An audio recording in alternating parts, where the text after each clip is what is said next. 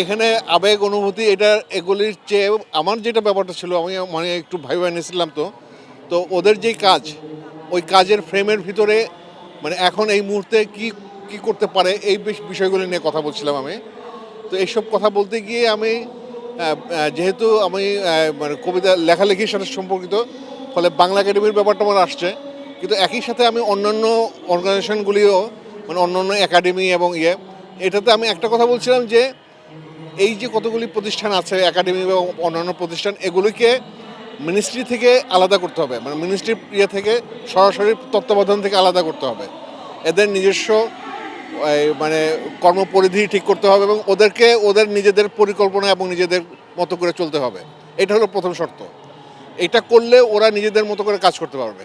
এখন কি ধরনের কাজ করবে সেটা হলো যেমন যেসব জিনিসগুলির সাথে প্রতিষ্ঠানগুলির সাথে একাডেমি সম্পর্ক শব্দটা যুক্ত আছে, এই একাডেমির যে পদ্ধতি সেভাবে করতে হবে, অর্থাৎ গবেষণা করতে হবে, এটা নিয়ে নানান রকম চিন্তা করতে হবে এবং অন্যান্য যে একাডেমি আছে বা ইউনিভার্সিটি আছে সেগুলির সাথে কম্বাইনলি একটা মানে থিওরি বা একটা বিষয় ঠিক করে নিয়ে কাজ করতে হবে। এইভাবে যেতে হবে একটা মানে অনেকটা মানে রিসার্চ মানে গবেষণা এবং এই ধরনের ব্যাপার করে।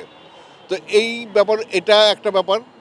আরেকটা ব্যাপার ছিল বইমেলা, মানে বাংলা একাডেমি যেমন বইমেলা করে, আমার বিশেষ করে বইমেলাটা নিয়ে কথা বলার মানে আমি বলছি সেটা হলো যে বইমেলা জিনিসটা শুধু বই কেন্দ্রিক না, কারণ এটা হলো আমাদের দেশের সবচেয়ে বড় জনসমাগম হলো একটা জিনিস, একটা মেলা।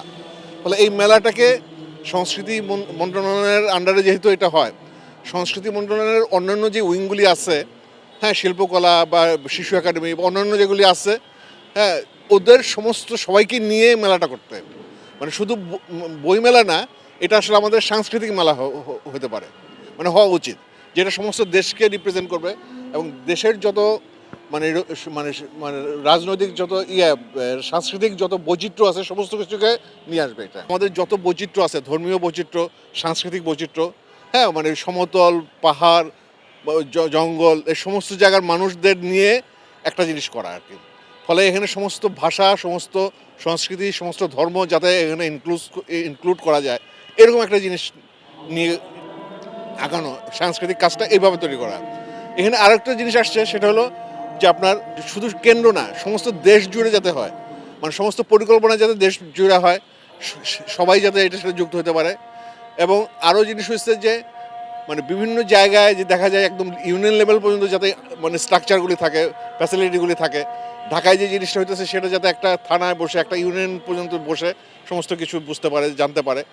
এবং এই যে যেই ইয়েগুলি আছে, সরকারি যে বিধিনিষেধ যেগুলি আছে, যেমন কোনো জায়গা থেকে হয়তো ডিসির পারমিশন নিতে হয়, হ্যাঁ, কালচারাল কিছু করতে গেলে মানে তখন কথা উঠছে যেমন আমাদের এখানে তো আসলে ইনক্লুসিভ করতে গেলে, সাংস্কৃতিক অন্যান্য সমস্ত কিছু করতে গেলে, যেমন আপনার যাত্রাপালা বা এরকম ওরস বা এটা সেটা যত রকম গান, গাজির গান, এই যে জিনিসগুলি এগুলি করতে গেলে এখন যেটা হয় যে ডিসির কাছ থেকে পারমিশন নিতে হয়। এই যে পারমিশন নেওয়ার ব্যাপারটা, এগুলি যাতে উঠানো হয়, যেহেতু এখানে মানে সংস্কৃতি বিষয়ক উপদেষ্টা আছে, তার পক্ষে এগুলি সম্ভব।